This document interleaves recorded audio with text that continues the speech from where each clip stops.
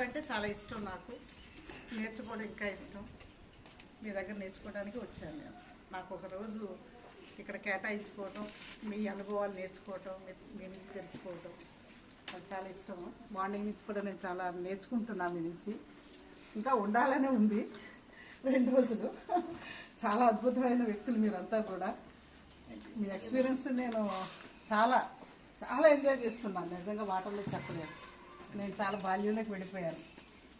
నరేష్ లాగా మిమ్మల్ని ఇలా గైడ్ చేస్తున్న వ్యక్తులు ఎవరు మాకు ఆ రోజుల్లో లేరు. నేను 9th క్లాస్ చదివేటప్పుడు నేను ఒక హేతువాదిగా నాస్తికురాలిగా మారిపోయాను. చాలా స్ట్రగుల్స్ పడ్డాను, ఇంకా బయట కూడా. ఎవరు సపోర్ట్ ఉండరు మాకు. ఏకాకులం అయిపోతాం. సమూహంలో ఏకాకులుగా ఉంటాం మనం. కుటుంబాలు కానీ, సంఘం కానీ, బయట మనుషులు కానీ. ఎందుకంటే జీవన చేపే ప్రవాహానికి ఎదురెదుంది. జీవం లేని చేపల ప్రవాహ వేగాలు కొట్టుకెళ్ళిపోతాయి. సో ఆ ప్రవాహ వేగాలు కొట్టుకెళ్ళిపోవడం నాకు ఇష్టం లేదు. ఎదురైతే మొదలుపెట్టా. అడుగుతుంటే చాలా కష్టాలు, ఆటంకాలే. అయినా సరే నమ్మిన సిద్ధాంతం కోసం నిలబడటం అనేది అప్పటికి ఇప్పటికీ ఎప్పటికీ అది చనిపోయేంత వరకు కూడా నేను ఆ ధైర్యాన్ని ఆ స్థైర్యాన్ని ఎప్పుడు కోల్పోను. ఇంకా మీలాంటి వాళ్ళు చూసినప్పుడు ఇంకా మరింత రెట్టించిన ఉత్సాహం వస్తుంది. ఇంకా ఎక్కువగా పనిచేయాలనే తపన కూడా మాకు వస్తుంది. మీరు మాకు చాలా ఇన్స్పిరేషన్ ఇస్తున్నారు. భవిష్యత్తు చూస్తే చాలా అందంగా కనిపిస్తుంది. ఇప్పుడు నాకు ఆశాజనకంగా ఉంది. రాబోయే దేశం పరిస్థితుల్లో ఈ దేశంలో ఉన్న ఈ మత విద్వేషాలు, కుల విద్వేషాలు, అసమానతలు, హింస, దోపిడీ, అశాంతి, ఆకలి, పేదరికం, ఈ మూఢనమ్మకాల వెనకబడుతున్న అజ్ఞానం ఇవన్నీ నాశనమే. ఒక అందమైన ఒక శ్రేయోరాజ్యాన్ని, ఒక మంచి రాజ్యాన్ని, సమాజాన్ని, హెచ్చు తగ్గులేని సమాజాన్ని మేము కాంక్షించగలుగుతామేమో. భవిష్యత్తులో దర్శనం వస్తుందేమో. అది మీ ద్వారా సాధ్యమవుతుందని నేను చాలా నమ్మకంగా ఉన్నాను. చాలా సంతృప్తిగా ఉంది మీ మధ్య గడప. సో నేను ఇక చెప్పినట్టుగా చాలా చిన్న వయసులోనే హేతువాదిగా మారిన తర్వాత ఆంధ్రప్రదేశ్ హేతువాద సంఘం అనే సంస్థకి పశ్చిమ గోదావరి జిల్లాకి జనరల్ సెక్రటరీగా కూడా నేను పనిచేశాను 85 వరకు. తిరుపతిని వ్యాటికన్ సిటీ చేయాలని అన్నట్టు ఎన్టీ రామారావు ప్రభుత్వం తలపెట్టినప్పుడు దానికి వ్యతిరేకంగా 1,00,000 కార్డులు క్యాంపెయిన్ చేసి ఆయన నిర్ణయం వెనక్కి తీసుకునేలాగా చేయాలి. జ్యోతిష్యం అనేది ఒక ప్రజ్ఞాశాస్త్రం అని తెలిసి కూడా ఒక అసంగతమైన అశాస్త్రీయమైన జ్యోతిష్యానికి ఒక జ్యోతిష విశ్వవిద్యాలయం నాగార్జున సాగర్ దగ్గర కట్టాలని అదే ముఖ్యమంత్రి ఆనాడు 1100 ఎకరాలు ఒక కలంపొడితో మహేష్ యోగి అనే వాడికి ఇచ్చేస్తే దాన్ని కూడా వెనక్కి తీసుకునేలాగా చాలా పెద్ద ఎత్తున ఉద్యమం చేసిన ఆ ఉద్యమానికి అట్లాగే అదే ఎన్టీ రామారావు గారు అదే ముఖ్యమంత్రి హైదరాబాద్ లాల్ బహదూర్ శాస్త్రి స్టేడియంలో 1100 మంది ఋత్విజ్ఞులు దేశవ్యాప్తంగా పిలిపేసి పంతుల్ని పురోహితుల్ని పిలిచి అశ్వమేధ యాగం అనే యాగాన్ని తలపెట్టినప్పుడు ఆ యాగాన్ని భగ్నం చేయడానికి 500 మంది హేతువాదులతో వెళ్ళి ఆ యజ్ఞం ఒకటి నాశనం చేసి అరెస్ట్ అయిన పర్మస్థానంలో ఉన్నారు. అల్లారి మమ్మల్ని అందరినీ పాఠకులు, హిడింబులు, మారీస సుబాహులు వీళ్ళందరూ వచ్చి యజ్ఞవాటిని నాశనం చేశారని చెప్పేసి రాక్షస సంతతి వీళ్ళని పత్రికలు పతాక శీర్షికలో రాసినప్పుడు చాలా గర్వపడ్డాం. నిజమైన ఈ మూలవాసులు, ఈ దేశ సంపదను కాపాడిన వాళ్ళు, అటవీ సంపదను కాపాడిన వాళ్ళు, ఆ రావణ నరకాసుర హిడింబి తాటకిలికి మేము వారసులుగా నిలబడినందుకు ఆయన దండయాత్రలు తిప్పికొట్టి రాముడు ఈ దేశాన్ని, భూమిని, మన అటవీ సంపదని మనల్ని దోసుకోవడానికి వచ్చినప్పుడు ఆయన విలువరించి తిప్పికొట్టిన ఆ రావణాసురుడికి కానీ, ఆ నరకాసురుడికి కానీ, ఆ బలిచక్రవర్తికి కానీ, తాటకి హిడింపులకు కానీ మేము వారసులైనందుకు చాలా పొంగిపోయాం, ఆనందంతో గర్వపడ్డాం. అది మన బేస్. నిజమైన మూలవాసులు మనం ద్రావిడులు. సో ఆ తర్వాత దశలో నేను ఎదిగే దశలో పెరియార్ని చదువుకున్నాను, అంబేద్కర్ని చదువుకున్నాను, గోరా సాహిత్యం చదివాను, త్రిపురేని రామస్వామిని చదివాను. ఇంకా మన పరిధి విస్తృతం అయ్యే కొద్ది హేతువాద ఉద్యమంతో ఆగిపోకూడదు. సమాజాన్ని మార్చడం కోసం మరింతగా మనం ఎదగాల్సిన అవసరం ఉంది. మరింతగా మన కార్యాచరణని, కార్యక్షేత్రాన్ని విస్తృతం చేసుకోవాల్సిన అవసరం ఉందని గుర్తించాను. ఆ గుర్తిస్తున్న క్రమంలోనే నేను అంటే అప్పటికే హేతువాద ఉద్యమంలో ఉన్నప్పుడు చాలా వరకట్నం హత్యలు మా భీమవరం ప్రాంతంలో ఎక్కువగా జరుగుతుండేవి. నవవధువు సూర్యకుమార్ని హత్య చేసిన భర్త తిరుమలరావుని ఉరి తీయాలనే పాంప్లెట్ నేను రిలీజ్ చేస్తే 10,000 మంది మహిళలు ఆ రోజున ఆ ర్యాలీలో పాల్గొన్నారు. అతనికి బెయిల్ లేకుండా జైల్లో పెట్టించాం. అతను ఒక శ్రీశైలి గ్రామ సర్పంచ్ కొడుకు. విరివిగా జరిగే వరకట్న హత్యలకి ఆ ర్యాలీ ద్వారా, ఆ ప్రతిఘటన పోరాటం ద్వారా మేము ఒక చెక్ పెట్టగలిగాం ఆ రోజుల్లోనే. అట్లాగే నర్సాపురంలో ఒక దొంగ సాధు చేస్తున్న ఆగడాలను బయటికి తీసుకురావడానికి దొంగ సాధు కొంగ జపం, నేను ఆశ్రమంలో చేరి వాడు చేస్తున్న అసంబద్ధమైన అశ్లీలమైన కార్యక్రమాలన్నీ బయటపెట్టి అదే ఊరు మహిళల చేత ఆశ్రమాన్ని కూలగొట్టించిన చరిత్ర కూడా నాకు. ముంబడివరం బాలయోగి యొక్క ఆత్మ గోర్సా బాలయోగి ఒక 14 ఏళ్ల కుర్రాడు ఒంటిలోకి ప్రవేశించిందని, వేదాలకి ఉపనిషత్తులకి అన్నిటికీ భాష్యం చెప్పగలుగుతున్నాడని, హేతువాదులకి సవాలని చెప్పేసి ఈనాడులో పెద్ద హెడ్డింగ్తో వార్త వస్తే, ఎవరైనా వచ్చి తనకు మహిమలు ఉన్నాయి, అతీంద్రియ శక్తులు లేవని మీరు ఎవరైనా ప్రూవ్ చేయగలిగితే వచ్చి మీరు పరీక్షించుకోవచ్చు. ఉన్నాయి అంటున్నారు వాళ్ళు, లేవని ఎవరైనా వచ్చి ప్రూవ్ చేసుకోవచ్చు అనేది ఆ వార్త సారాంశం. ఒక లారీ నిండా 200-300 మంది జనం వెళ్ళి ఆ గోర్సా బాలయోగిని అక్కడి నుంచి లేపేసి ఆ 14 ఏళ్ల బాలుడు అందరిలాగా ఆడుకునేలాగా పాడుకునేలాగా అందమైన వాడి బాల్యాన్ని కోల్పోకుండా కాపాడిన ఆ ఉద్యమంలో నేను కూడా ఒక బాధ్యత. ఇట్లా చెప్పుకుంటూ పోతే చాలా కార్యక్రమాలు ఉంటాయి. ఆ రోజుల్లో మేము తీసుకున్నవి ప్రతి ఊరు అధ్యయన తరగతులు ఇలాంటి శిక్షణా శిబిరాలు పెట్టేవాళ్ళం. ఆంధ్ర తెలంగాణ ఈ ప్రాంత విభేదాలు మనకు లేవు కాబట్టి, తెలుగు వాళ్ళు అందరూ ఒకటే కాబట్టి నేను తెలంగాణ ప్రాంతం నుంచి శ్రీకాకుళం వరకు అన్ని ప్రాంతాలు నేను తిరిగాను. హేతువాద ఉద్యమ కార్యాచరణలో నేను చాలా ముమ్మరంగా పనిచేస్తున్న దశలోనే 85లో కారంచేడు ఇష్యూ జూలై 17న ఒక ఘోర దురంతం ఈ తెలుగు నేల జరిగింది. అప్పుడు నేను స్కూల్ నుంచి వచ్చి బేసికల్గా తమ్ముడు బాబు చెప్పి ఉంటాడు, నేను టీచర్ని. అప్పటికే నేను 83కే ఒక స్కూల్ టీచర్ని. 39 సంవత్సరాల 9 మాసాలు నేను స్కూల్ అసిస్టెంట్గా నా సర్వీస్ని పూర్తి చేసుకుని బీఆర్ఎస్ తీసేసుకున్నాను. పూర్తికాలం నేను సమాజ సేవలో ఉండాలని. ఇక్కడ నా తోటి టీచర్లు చాలామంది మాట్లాడుతుంటే చాలా ఆనందంగా పొందాను నేను. ఎందుకంటే మేము తలుసుకుంటే ఒక జాతి మొత్తాన్ని మార్చగలము. ఆ శక్తి టీచర్గా ఉండాలి. ఆ టీచింగ్ ప్రొఫెషన్లో ఉన్నాను కాబట్టి నాకు అది తెలుసు, దాని వాల్యూ తెలుసు.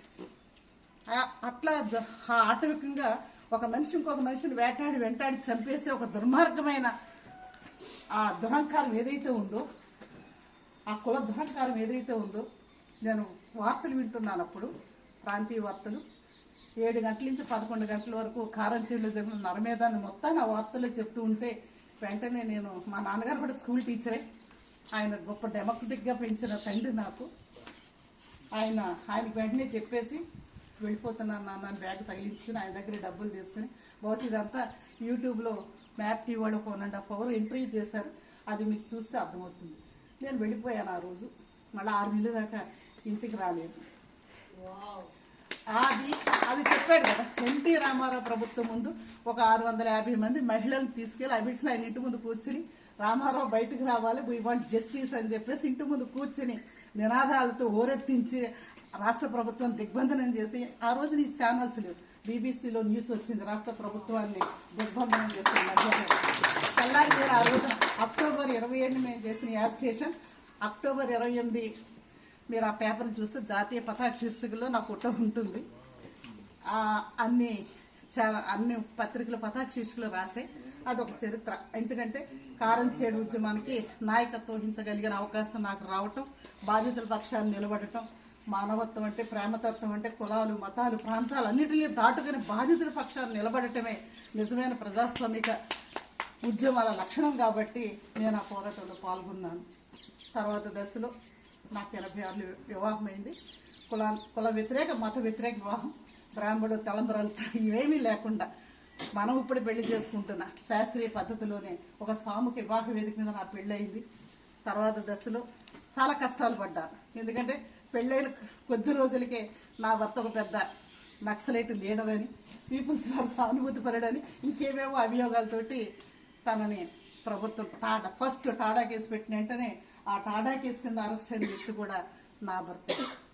సరే, రాజ్యంతో పోరాడిన అనుభవం ఉంది కాబట్టి నా భర్తని ఎన్కౌంటర్ అయిపోకుండా పోరాడి, నువ్వు ఏదైనా నేరం చేశాడు నా భర్త అని నీకు అనిపిస్తే ఒక కలెక్టర్ ఇంటి ముందు అనమాట, నేను నా 2 పిల్లలతో వెళ్ళి ఆ జిల్లా కలెక్టర్ ఇంటి ముందు కూర్చుని ఆయనతో మాట్లాడి, నువ్వు బయటకు రాకపోతే రాత్రి 7 గంటలప్పుడు ఎందుకంటే అంతకుముందు రాత్రి 12 గంటలప్పుడు అతను పట్టుకెళ్ళిపోయారు.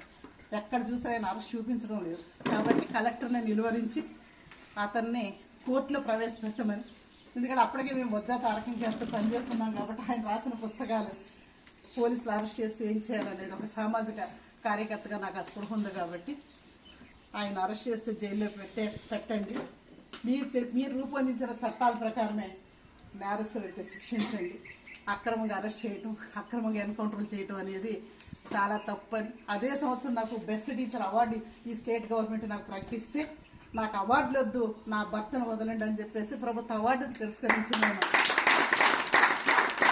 అన్నింటిలో వచ్చింది. నేను నా భర్తను విడిపించుకోవటం, ఒక 4 ఏళ్ళు కండిషన్ బెయిల్ మీద వచ్చిన నా భర్తకు, ఆ తర్వాత ఒక అసిస్టెంట్ ఇంజనీర్ ఆయన BHPలో, తర్వాత ఆయన ఆ ఉద్యోగానికి రిజైన్ చేసి మరొక ఉద్యోగాన్ని వెతుకుని అబ్రాడ్ వెళ్ళిపోవటం, ఒక 10-12 ఏళ్ళు అక్కడ పనిచేయడం జరిగింది.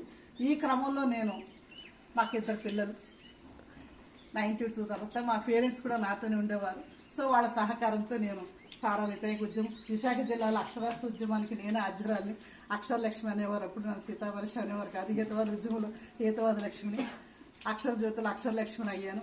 తర్వాత బాల్య వివాహాలు, నేను పనిచేస్తే గ్రామీణ ప్రాంతాలన్నింటిలో కూడా ముక్కుపచ్చలారిన ఆడపిల్లలకి పెళ్లిళ్ళు చేసేస్తూ ఉండేవారు. ఒక ఉపాధ్యాయుని ఫోన్ కాల్ తాగిన బాల్య వివాహం అని చెప్పేసి ఎప్పుడు పతాక శీర్షికలో నేను వస్తూ ఉండేదాన్ని. ఎక్కడ వివాహాలు జరుగుతున్నా కలెక్టర్కి ఒక ఫోన్ కొట్టడం, అందరినీ మొత్తం బెటాలియన్ అంతా ICDS ప్రాజెక్ట్ వాళ్ళు, రెవెన్యూ వాళ్ళు, పోలీసులు, కలెక్టర్ సహా, RDOతో సహా అందరూ ఆ గ్రామం వచ్చి ఆ పెళ్లి ఆపే పరిస్థితి. నా బండిని తగలబెట్టడం, నా మీద భౌతిక దాడులకి జనం తిరగబట్టడం, అది తర్వాత దశ అనుకోండి. ఫలితాలు కూడా అలాగే ఉంటాయి, ఎందుకంటే ఒక పెళ్లి ఆపేయమంటే చిన్న విషయం కాదు కదా. సో ఆడపిల్లల పట్ల నిలబడటం. అట్లాగే ఆ రోజుల్లో ఒక పాడేరులో ఒక అమ్మాయి ప్రసవించి బిడ్డను పెట్టిలో పెట్టి వెళ్ళిపోతే, ఇంకొక మరో చాట పరవాళ్ళు ఒక అమ్మాయి బాత్రూంలోనే ప్రసవిస్తే, చిన్నపిల్లలు వాళ్ళు 9వ తరగతి చదువుతున్న ఆడపిల్లల మీద జరిగే లైంగిక దాడులు ఇవన్నిటిని కూడా తీసుకున్నప్పుడున్న కలెక్టర్ ప్రవీణ్ ప్రకాష్ మా జిల్లాలో అతను నిలబెట్టి ఈ పిల్లల తల్లులను పట్టుకెళ్ళి బాల్య వివాహాలకి, బాలికల మీద జరుగుతున్న అత్యాచారాలకు వ్యతిరేకంగా ఒక పోరాట వేదికను ఏర్పాటు చేసి ఆ ఉద్యమాన్ని చేసి, ఇంకా అలాంటి అరాచకాలు అక్కడ జరగకుండా కొంతకాలం ఆపించడం, కుల మత వ్యతిరేక వివాహాలు చేయించడం కోసం ఒక కుల నిర్మూలన పోరాట సమితిలో నేను పనిచేయటం. తర్వాత దశలో 2003లో Savitribai Phule educational and charitable trust పెట్టి, ఈ ట్రస్ట్ పెట్టిన 20 సంవత్సరాల వార్షిక సంచిక ఇది మన ఫ్రెండ్స్ దగ్గర ఉంటుంది, మీరు కూడా చూడండి. దీని ద్వారా 2 కార్యక్రమాలు మేము తీసుకోవడం జరిగింది. ఒకటి, బతికొండగా మనందరం బతికొండగా చేయాల్సిన పని, మన బిడ్డలు ఈ దేశంలో ఎవరికైతే ఉన్నత విద్యకి నోసుకోపోతూ ఇంకా వెనకబడి, అంటే ఈ దేశంలో పేదరికం ఎవరికి శాపం కాకూడదు. సమాజం అసమానతల మధ్య, వివక్షత మధ్య, దోపిడీ మధ్య ఉంది కాబట్టి పేదరికం వల్ల మన బిడ్డలు ఎంతోమంది ఉన్నత విద్యకి నోసుకోలేకపోతున్నారు. కాబట్టి ఆ బిడ్డలు దత్తత తీసుకోవటం, విద్యాదానం అనే కార్యక్రమాన్ని మేము మొదటి ఎజెండాగా తీసుకున్నాం. ఈవేళ ఒక 80 డాక్టర్లు కానీ, IITs కానీ, గ్రూప్ 1 ఆఫీసర్లు కానీ, ఇంకా అనేక ప్రొఫెషనల్స్ని మేము తయారు చేయగలిగాం. 20 ఏళ్ల ప్రస్థానంలో ఉన్నత స్థానాలు ఆ పిల్లలు నిలదొక్కునే వరకు అడాప్ట్ చేసుకుంటాం, వాళ్ళు చదివిస్తాం. ఇక చనిపోయిన తర్వాత కూడా మరణం అనేది ఫుల్ స్టాప్ కాదు, మరణం ఒక కామాయే, మరణం తర్వాత కూడా జీవితం ఉందని చెప్పేసి ఈ మరణించినా జీవించండి అనే పిలుపు 20 ఏళ్ల క్రితం మేము ఇచ్చింది. భారతదేశంలో అవయవదానం మీద కానీ, శరీరదానం మీద కానీ ఎటువంటి అవగాహన లేని రోజుల్లో, ఎందుకంటే ఇది మత విశ్వాసాలు, మూఢనమ్మకాలు. చచ్చిపోయాక బ్రాహ్మడు వచ్చి అంత్యక్రియలు జరపడానికి ప్రతి ఒక్కడూ అనమాట వాడికి ఎంతో కొంత సమర్పించుకొని పిండ ప్రదానాలు అవేవో ఉన్నాయి కదా, ఇంకా సంతోషణ కర్మకాండలు, ఆ పున్నామ నరకు నుంచి పుత్రుడు వచ్చి తప్పిస్తే కానీ వీడికి స్వర్గప్రాప్తి ఉండదని, ఇట్లా అనేక భావజాలాలతోటి, అనేక అపనమ్మకాలు, మూఢనమ్మకాల మధ్య మన భారతీయ సమాజం కొట్టుమిట్టాడుతున్న దశలో మరణం ద్వారా ఒక పిడికడు మట్టిగా మిగిలిపోవద్దు, ఒక బూడిద కావద్దు. మరణం ద్వారా ఈ సమాజం యొక్క రుణం తీర్చుకునే అవకాశం కూడా మనకుంది. అదేంటో చెప్పడం కోసమే టోటల్ బాడీ డొనేషన్ అనే ఒక ఉద్యమాన్ని మేము ప్రారంభించడం జరిగింది. అంటే అది 4 కొటేషన్స్ ఇచ్చాం మేమంతా. 18 ఏళ్ళు దాటితే యువకులందరినీ బ్లడ్ డొనేషన్ చేయమన్నాం, రక్తదాతలు ప్రాణదాతలుగా మారమన్నాం. కొన్ని వేల మందిని రక్తదాతలు తయారు చేయగలిగాం.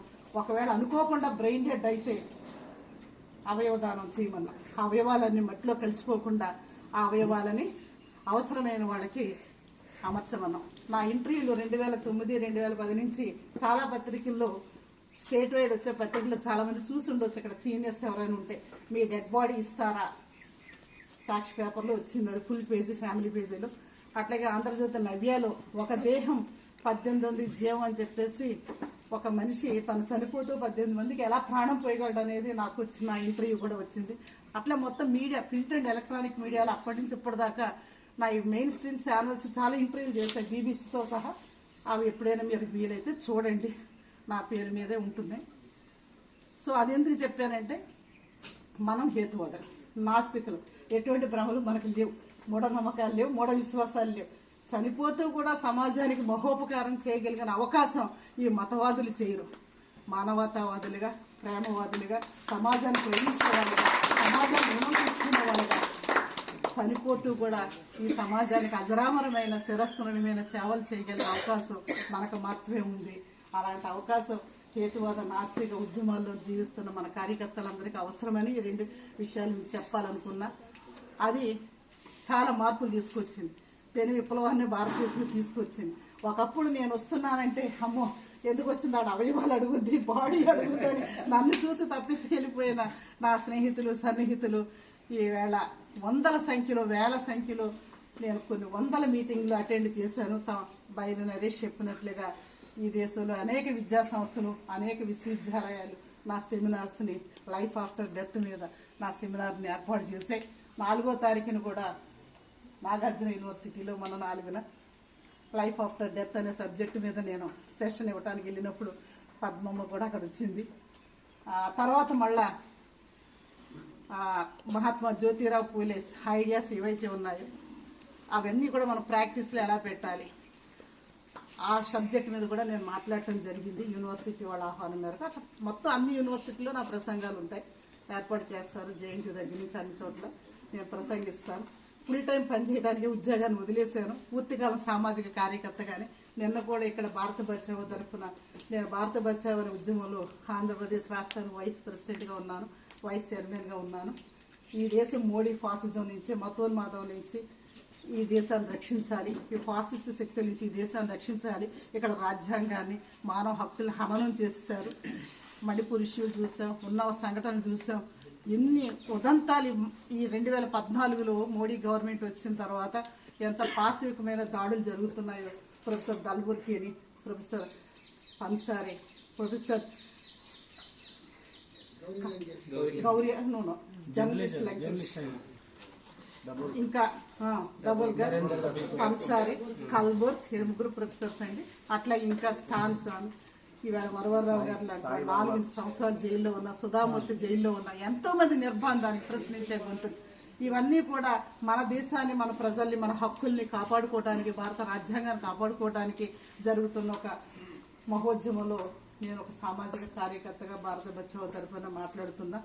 ఈ సావిత్రిబాయి పులే ట్రస్ట్ తరఫున విద్యా కార్యక్రమం, విద్యాదాన కార్యక్రమాన్ని నిర్వహించడానికి ఒక 40 మంది మహిళలు సావిత్రిబాయి పులే ట్రస్ట్లో నాతో పాటు పనిచేస్తున్నారు.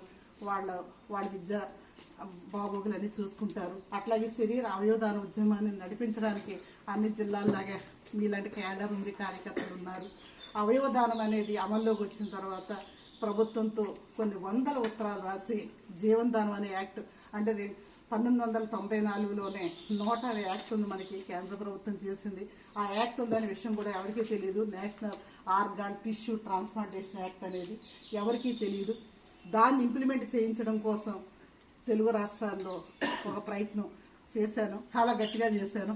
ఒక సీఎంను పట్టుకుని 3 సంవత్సరాలు రోడ్డు మీద అయినా, ఆయన ఎయిర్పోర్ట్లో దిగిన, ఆయన ఎక్కడ కనపడ్డా ఈ జీవో ఇష్యూ కోసం నేను విపరీతమైన ఒత్తిడి తీసుకొచ్చి ఈ జీవనదాన అనే యాక్ట్ రావడానికి, ఆ జీవో రావడానికి ఈ ఉద్యమం కారణభూతమైంది. దాని తర్వాత ఈవేళ ఈ గ్రీన్ క్యారిడార్ని ఇవన్నీ మీరు చూస్తున్నారు కదా, ఎయిర్ అంబులెన్సులు, ఈ ప్రాణదానం అనే ఒక ప్రక్రియకి ఒక చట్ట రూపం తీసుకొచ్చాం. అట్లా ఇందాక పద్మమ్మ చెప్పినట్లుగా 2015లో రాష్ట్ర ప్రభుత్వాన్ని గట్టిగా నిలదీసి మా మొదటి టీచరు, మా మహిళా టీచరు సావిత్రిమాత జయంతిని మహిళా ఉపాధ్యాయ దినంగా నిర్వహించండి అని అనేక తఫాలుగా కూర్చొని ఒక జీవో రిలీజ్ చేయించడానికి కూడా మా సావిత్రిబాయి పూలే ట్రస్ట్ గట్టి కృషి చేసింది. ఆ ప్రభుత్వం 2016, 2017 మహిళా ఉద్యోగులకు అవార్డులు ఇవ్వటం మొదలుపెట్టింది. తర్వాత గవర్నమెంట్ మారింది. ఆ మారిన గవర్నమెంట్ ఈ అవార్డులు ఏమి ఇవ్వటం లేదు, వాళ్ళకి అవసరం కూడా లేదు. ఈ స్ఫూర్తి ప్రదాతలు, ఈ మహాత్మా జ్యోతిరావు పూలే ఏం చేశాడు, లేదా అంబేద్కర్ గారు ఏం చేశారు, సావిత్రిమాత ఏం చేశారు, ఈ షేక్ ఫాతిమా ఏం చేశారు, వాళ్ళకి ఎవరికీ అవసరం లేదు. కాబట్టి ప్రభుత్వాలు పట్టించుకో. మంచి ప్రభుత్వాలు వస్తే మనలాంటి ఆలోచన పరుల ప్రభుత్వాల్లో ఉంటే ఈ మూఢనమ్మకాల నిర్మూలన చట్టాలు కానీ ఇంకా ప్రజా స్వామిక విలువలతో కూడిన చట్టాలు కానీ చేయడానికి అవకాశం ఉంటుంది. మిత్రులారా, ఇది క్లుప్తంగా ఒక కార్యాచరణలో, ఒక పనిలో నిరంతరం తిరుగుతూ ఉంటాను. ఖమ్మం జిల్లాకు వెళ్ళి ఫాతిమా షేక్ జన్మదినాన్ని ఒక 8 మీటింగుల్లో నేను అక్కడ మాట్లాడి, అక్కడ వెంకటయ్య గారని ఒక రిటైర్డ్ ఆయన చనిపోతే సంస్కరణ సభలో తర్లంపూడిలో మాట్లాడి, నేను భారత బచావోలో మాట్లాడి, నా బిడ్డ ఫోన్ చేస్తే ఇక 4 రోజులు క్లాసులు ఉంటాయమ్మా, నువ్వు రామ్మా ఒక్కసారి అంటే చాలా సంతోషంగా నేను మీ మధ్యకి రావటం జరిగింది. ఉదయం నుంచి కార్యక్రమాలు చూస్తే నాకు చాలా నేర్చుకోవాల్సింది ఎంతో ఉందనిపించి నేను ఇక్కడ ఉంటే ఇంకా సబ్జెక్ట్ నేర్చుకుంటాను. మీ దగ్గర నుంచి నాయకత్వ లక్షణాలు, ఎందుకంటే ఇది ఎంత కష్టమైన పనో, ఎలాంటి పనో, తను చేస్తున్నది ఎంతటి గొప్ప కార్యక్రమం. ఒక ఆర్గనైజర్గా, ఒక సామాజిక కార్యకర్తగా, ఒక ఉద్యమకారిగా నాకు తెలుసు. దీని వెనకాల ఎంత పెయిన్ ఉంటుందనేది తెలుసు, ఎంత స్ట్రెస్ ఫీల్ అవుతున్నాడో తెలుస్తాను. నా బిడ్డ, మీరందరూ అంబేద్కర్ని చూడలేదు, పెరియార్ని చూడలేదు, మహాత్మా జ్యోతిరావు చూడలేదు, మీరు చదువుకున్నారంతే చరిత్రలో. ఆ ముగ్గురు ఆలోచనల్ని, ఆ ముగ్గురి జీవితాలు ఏ రకంగా పణంగా పెట్టి మన కోసం పోరాడారు, ఆ ముగ్గురు ఒక రూపు దాలిస్తే ఈవేళ మన మధ్య ఉన్నది. బైరు నరేష్ కోసం మీరు చేయాల్సింది బైరు నరేష్ లాగా మీరు తయారు కావటమే, బైరు నరేష్ లాగా ధైర్యంగా నిలబట్టమే, బైరు నరేష్ లాగా సత్యం కోసం నిలబట్టమే. ఈ చట్టాలు, ఈ ప్రభుత్వాలు, ఈ స్వాములు దాడులు చేయటాలు ఇవన్నీ కూడా ఉక్రోషంతో, ఆక్రోషంతో, నిజాన్ని నిరూపించుకోలేని అసక్తితో, నిస్సహాయతోటి భౌతిక దాడులకు గురి చేస్తున్నారు. కాబట్టి మన బిడ్డ ప్రాణాలు కాపాడుకోవాల్సిన అవసరం. మనమంతా ఒక సైనికులుగా తయారవటం, ఒక సమోత్సాహంతో, ఎందుకంటే చాలా క్రమశిక్షణ కలిగిన కార్యకర్తలు భౌతిక దాడులకు పాల్పడాలంటే అది ఎంతోసేపు పట్టదు, మనం కూడా తిరిగి చేయాలంటే. కానీ సైద్ధాంతికంగా మనం మార్చాలనుకుంటున్నాం.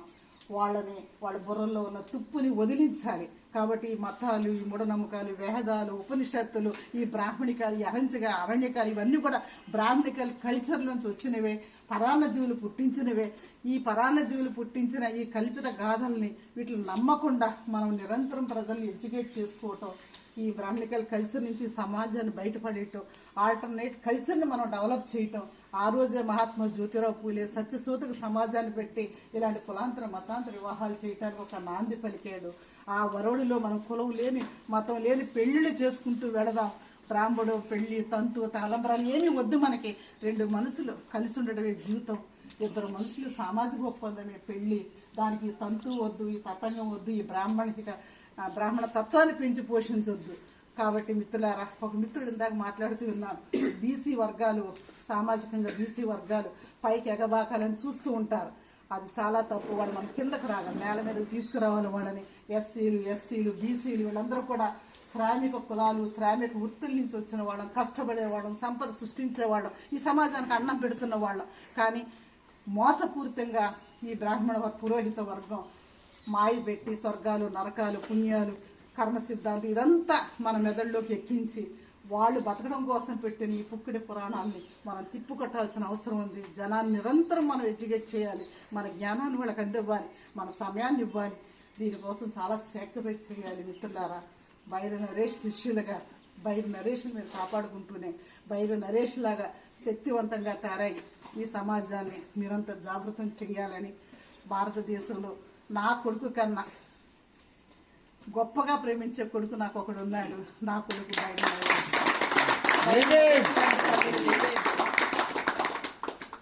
నేను ఒక రోజు అనుకోకుండా ఒక మీటింగ్కి వెళ్తుంటే ఒక బీబీసీ వాళ్ళకు ఫోన్ చేశారు, తను అరెస్ట్ చేశారు. బీబీసీకి నేను ఇంటర్వ్యూ ఇవ్వటం జరిగింది. ఆ క్యాబ్లో వెళుతున్నాను నేను. ఆ ఇంటర్వ్యూ అయిపోయింది. దిగిన తర్వాత ఆటో క్యాబ్ డ్రైవర్ హైదరాబాద్లో నాకు షేక్ హ్యాండ్ ఇచ్చి, మీరు చెప్పింది మొత్తం విన్నానమ్మా, ఎంత తప్పుగా ఈ యొక్క సంస్థలు దాడులకు పాల్పడ్డాయి. ఆయన ఎంత గొప్పవాడు మీ మాటల్లో విన్నాను, నన్ను మీ అనుచరుడిగా మార్చుకుండా అన్నాడు. ఆ వాళ్ళ డ్రైవర్ నెంబర్ కూడా తనకు పంపించినట్టు నాకు షేక్ హ్యాండ్ ఇచ్చాడు. అంటే మనసులు కరుగుతున్నాయి తను చేస్తున్న ప్రయత్నం వింటున్నాం సామాన్యులకు కూడా. ఏది ఏమైనా మై డియర్ యంగ్ ఫ్రెండ్స్, ఎక్కువ మాట్లాడేనేమో. యాక్చువల్గా మీ దగ్గర తెలుసుకోవాలని నేర్చుకోవాలని వచ్చాను. నేను టీచర్నే కానీ ఇంకా నిరంతరం మేమంతా టీచర్స్గా ఉన్నవాళ్ళం నిరంతరం మేము అభ్యసన ప్రక్రియలోనే ఉండాలి. చనిపోయేదాకా మేము చదువుతూనే ఉండాలి. జీవితాన్ని కానీ మిమ్మల్ని కానీ మీ చుట్టూ ఉన్న అనేక ప్రగతిశీల శక్తులు ఈవేళ మీకు సపోర్ట్గా వస్తున్నాయి. కాబట్టి జరుగుతున్న సామాజిక ఉద్యమాల్లో మీరు కూడా ప్రధాన భూమికి పోషించండి. మీరు ఇప్పుడు ఈవేళ చేస్తున్న మహోన్నతమైన ఒక సాంస్కృతిక ఉద్యమంలో మీరంతా భాగస్వాములు. ఈవేళ సంస్కృతిని మార్చండి. ప్రజా సంస్కృతి, మానవీయ సంస్కృతి, ఒక మనిషి కాబట్టి ఒక నూతన సమాజంలో ఒక నూతన మానవుని సృష్టించడానికి మీరు చేస్తున్న ఈ ప్రయత్నాలన్నీ కూడా సబలీకృతం కావాలి. మేము చనిపోయే వరకు మీకు ఉంటాం, మీ అండగా ఉంటాం, మీతో నడుస్తాం. మీ ఆలోచనల్ని, మీ యొక్క గమ్యాలు మేము కూడా అనుసరిస్తామని చెప్పేసి మాటిస్తూ మీ అందరికీ జైభీం తెలియజేస్తూ, ఇది మీ అందరూ ఒక చిన్న మెమోటో మన సంస్థ నుంచి ఒక చిన్న జ్ఞాపికగా ధైర్య నరేష్కి ఇవ్వాలనుకుంటున్నా. అనుకుంటా నరేష్ లేడు సుజాతను మనం ఊహించడం. మీ అందరికీ ఒక అమ్మలాగా, ఒక అక్కలాగా,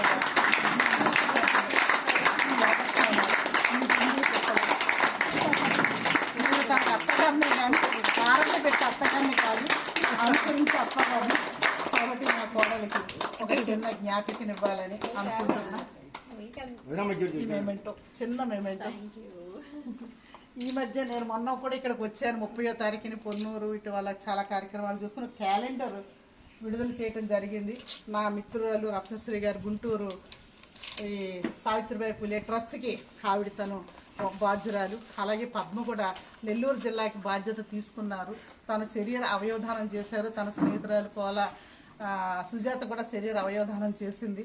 నేను యూనివర్సిటీలో మొన్న ఆ సర్టిఫికేట్ ఇచ్చినప్పుడు, అభినందన పత్రం ఇచ్చినప్పుడు, ఐడి కార్డు నేను ఇచ్చినప్పుడు ప్రొఫెసర్లు అందరూ వచ్చి వాళ్ళతో ఫోటోలు దిగారు. నేను నేషనల్ కాన్ఫరెన్స్లో మాట్లాడాను మొన్న. అక్కడ నేషనల్ యూనివర్సిటీ నుంచి వచ్చిన ప్రొఫెసర్స్ అందరూ ఒకటే అన్నారు, మేము అనేక సర్టిఫికేట్లు అనే డిగ్రీలు ప్రదానం చేస్తున్నాము మేము, కానీ ఇలాంటి డిగ్రీని ఇలాంటి పట్టాన్ని ఎప్పుడు వేయలేదు. లైఫ్ ఆఫ్టర్ డెత్, మరణించిన జీవించడానికి మీరు ఇస్తున్న ఈ కాప్షన్ ఈ సర్టిఫికేట్ చాలా విలువైందండి. మా యూనివర్సిటీలో ప్రదర్శన పెట్టాలి, మా పిల్లలకి చెప్పాలని వాళ్ళిద్దరితో ఫోటోలు తీసుకుని వెళ్ళారు. ఇది Savitribai Phule educational charitable trust 20వ వార్షికోత్సవం సందర్భంగా మన జనవరి 3న మేము ఇది క్యాలెండర్ రిలీజ్ చేసాం. గూడూరు సీతామహాలక్ష్మి అఫీషియల్ అనేది నా యూట్యూబ్. ఈ క్యూఆర్ కోడ్ మీరు స్కాన్ చేస్తే మీకు ఎన్ని సందేహాలు ఉన్నాయి అవయవదానం మీద, శరీరదానం మీద, అవి మీరు తీర్చుకోవచ్చు. నాకు టచ్లో ఉండండి. 8008840506 అనేది నా నెంబర్. సో ఇంత విలువైన సమయం నేను మీతో గడిపినందుకు మనస్ఫూర్తిగా సంతృప్తితో సంతోషంగా ఉంటూ మీ దగ్గర సెలవు తీసుకుంటున్నాను. Thank you.